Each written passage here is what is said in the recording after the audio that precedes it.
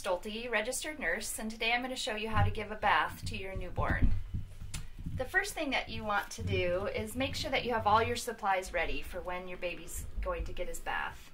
So a towel for drying, washcloths, a bowl of warm water, and some basic newborn soap. A nice dry towel underneath him. So to start the bath demo, you want to make sure that it's a warm room so that the baby doesn't get cold. And you're going to start from the top of the baby and work your way down. You'll be giving sponge baths until your baby's umbilical cord falls off. So the umbilical cord needs to stay nice and dry as it heals, since it's still a scab. So you'll start at the top and just wash his hair. And babies aren't really dirty per se, but it's nice to kind of get the oils and everything off of their skin. As you wash an area, you'll want to dry right afterwards so that the baby doesn't get cold. So you do the same technique as you work your way down his body. So rinsing the washcloth, washing his neck, behind his ears, washing his little arms. As you wash the section, again, go ahead and dry it so that he doesn't get cold.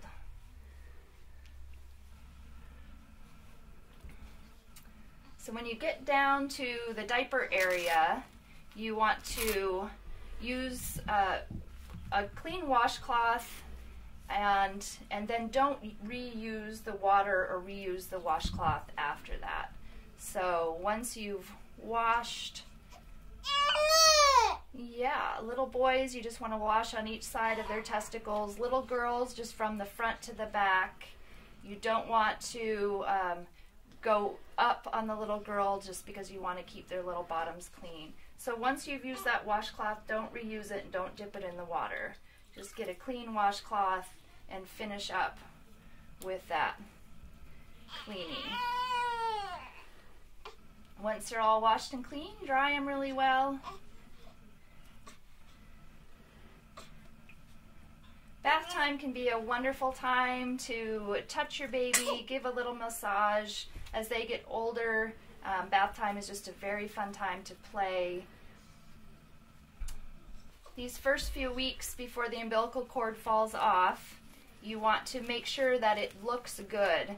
Ivor's has a little string attached to it, so when he went home from the hospital, they felt that it needed a little bit of a tie. They took the plastic clamp off and then put the string on, and you just leave that. But the scab should be clean and dry, no redness, no pus, no gooiness around it. If you're concerned about the umbilical cord, then you need to give the doctor a call and have them maybe take a look at it. You can check your baby's temperature, just use a regular digital thermometer. You tuck that underneath the arm and hold the arm down, so just nice and firm in the armpit. Baby's temperature is the same as us. You'll need to call the doctor if the baby is too cold or too warm. So colder than 97.6 or hotter than 101. You don't necessarily have to take the temperature that often at home unless you're concerned that the baby is too cold or too hot, acting like she's sick. So you've just done a sponge bath and your baby's nice and clean. You can now get him dressed and swaddled and play for the day. Thank you very much.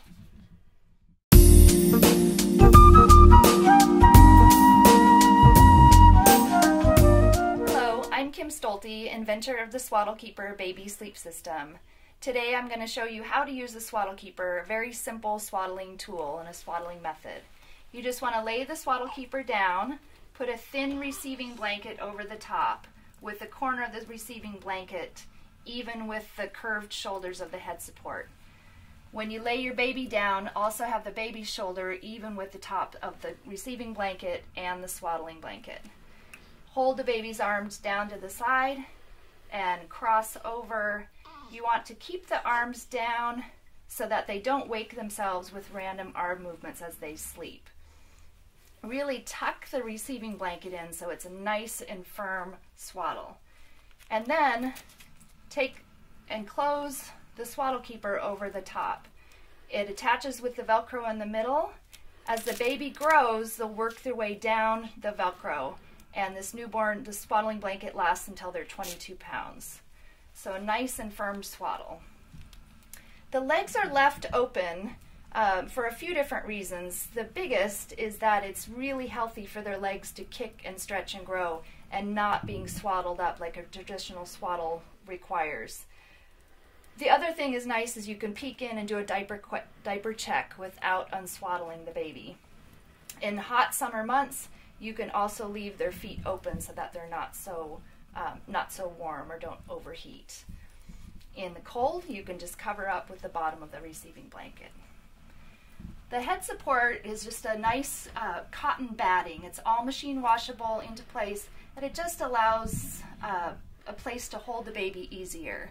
So really nice for hesitant grandparents, siblings, and new parents learning how to hold their baby. So the Swaddle Keeper Baby Sleep System, very simple swaddling blanket.